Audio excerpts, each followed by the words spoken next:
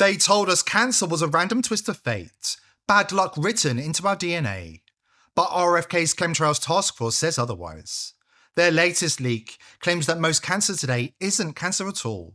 It's a slow burn condition caused by engineered particles drifting through our skies. A new post-1990s illness, different, more aggressive, and deliberately misdiagnosed. Why? Because the so-called cancer industry doesn't need to cure it. They just need to keep the cash flowing. And now the task force has found something worse.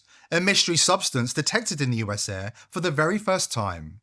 If it's what they think it is, we're all in trouble. First, an urgent message from RFK and the Chemtrails Task Force. Keep recording, keep watching. Every single day, document what's happening in the sky above your head and upload it to X. This is not busy work, this is vital intelligence. The task force is tracking geotagged posts, using your footage and photos as forensic evidence to map and expose active spraying operations. Every post strengthens their case against known offenders, cases that will stand up in court. But they can't do it alone. Right now, we need every set of eyes, every camera, every witness. Stay vigilant, capture it, upload it, and let the Chemtrails Task Force keep building the proof that will bring these criminals down. Arrests have already been made, with plenty more to come. Like the pilot who tried to claim that one wing of his plane was spraying condensation due to atmospheric conditions, while the other wing, in the exact same conditions, mysteriously wasn't.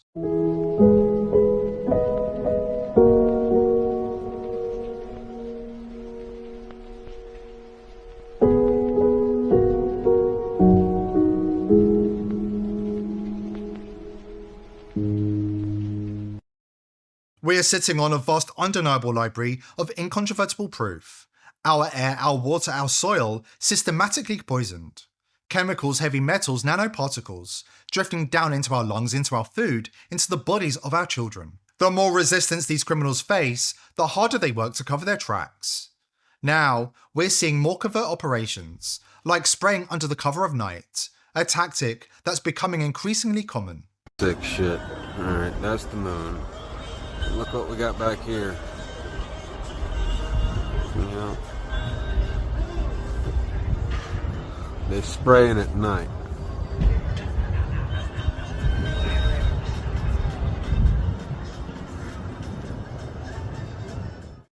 Another common tactic now involves dispensing their chemical filth above the cloud cover, where it's hidden from the naked eye on the ground, out of sight, but still falling into our air, our water, our soil, and still ending up inside you. This latest footage, submitted by KD Kristen, was taken at 33,000 feet above Chicago. And she asks the question we should all be asking. Since when did the once pristine upper atmosphere look like this?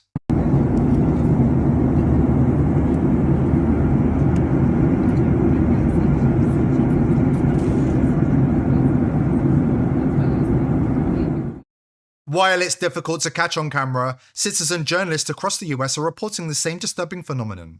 Chemical filth drifting down from the upper atmosphere in the form of long web-like strands. They're light, almost invisible until the sun hits them.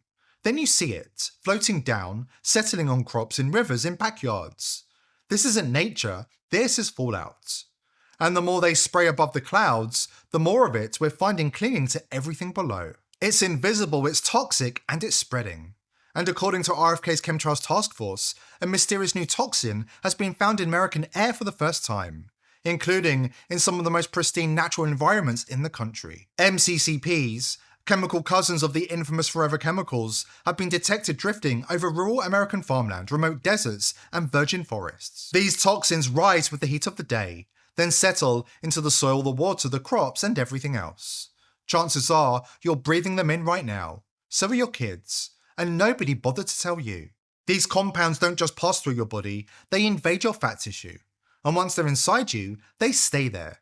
They disrupt your hormones, they trigger disease. Cancer rates, including so-called turbo cancer, have exploded worldwide in recent years. That's not opinion, that's fact. But according to RFK's team, at least 40% of these cases aren't cancer at all.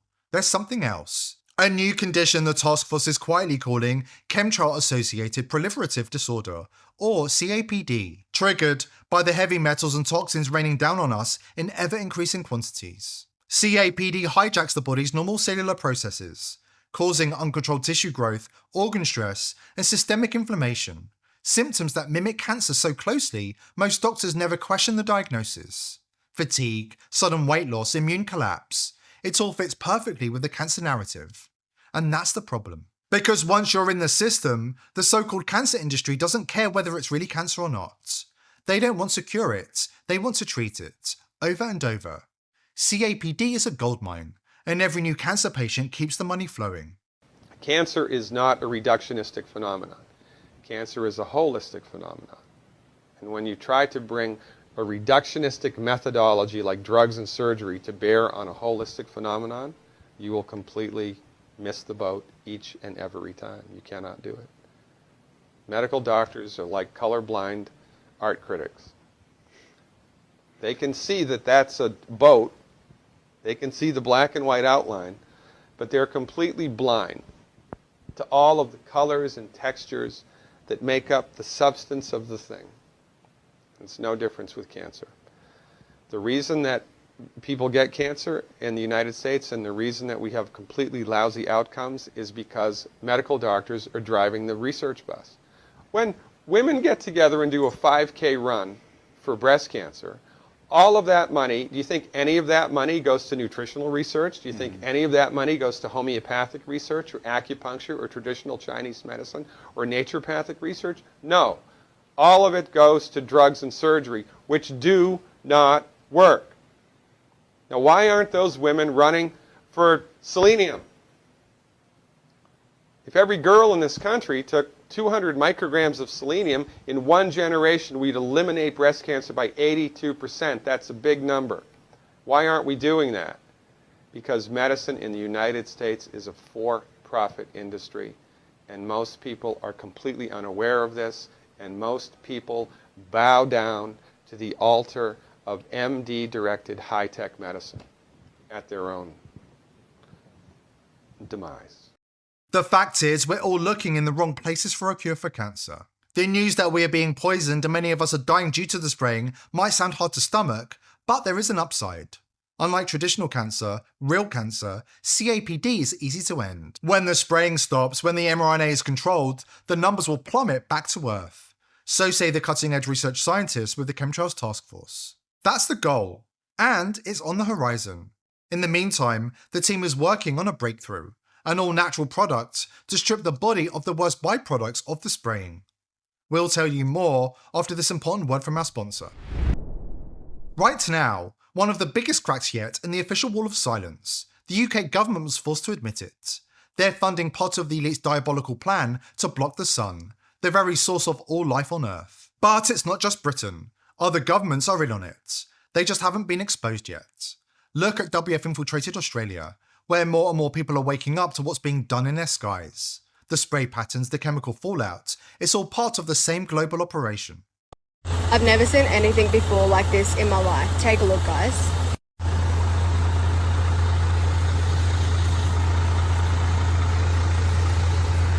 The ring around the sun is phenomenal. So I heard stories when I was a kid about rings around the moon and whatnot, meaning that there was going to be rain, and like however big the ring was or how many rings they were was how much rain you were going to get. But never heard anything about rings around the sun before. The elites tell us they're fixing climate change, fighting global warming, making the world a better place. But peel back the PR and you'll find the truth. They're engineering the sky, rewriting the atmosphere, and poisoning the very systems that keep us alive. And we can't say we haven't been warned. Decades ago, Dr. John Coleman sounded the alarm. By 2050, the elite plans have eliminated 4 billion people through limited wars, engineered pandemics, and fast-acting diseases. And when you factor in manufactured crises in energy, food and water, the picture gets even darker. Every system we depend on is being turned into a weapon. Every solution they offer is just another step towards the same outcome: control the resources and control the people. As leading physicist and Princeton professor Dr. William Happer put it, the war on CO2 is really a war on people. And when you see who's funding these operations and what's falling out of the skies, it's hard not to agree. So if CO2 is demonized, it's really demonizing people. That's the essence of it. If you really scratch the surface of these fanatics, that's what they really hate. They hate people. And so the whole thing is nuts. You know, CO2, if you look at the geological history of the Earth, has always gone up and down. We're actually in a CO2 famine today compared to geological history. Over most of the modern history of geology, the last 500 million years or so, the Earth is much older than that, but CO2 levels have been 3 times, 4 times, 5 times higher over most of that period of time. And the only real effect you can see from CO2 today is that the whole Earth is getting greener. Plants are having a much easier time growing, especially in arid regions of the Earth than they used to have with lower CO2 levels. And more will be better.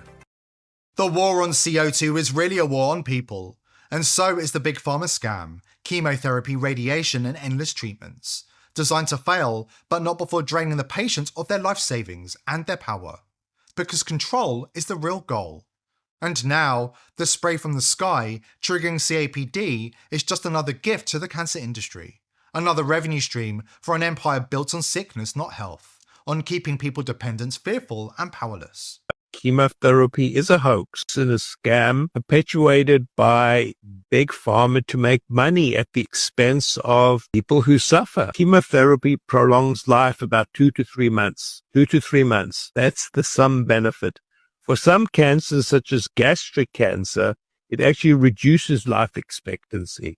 Chemotherapy has been shown to help cancer spread. It causes metastases. It helps cancer cells spread.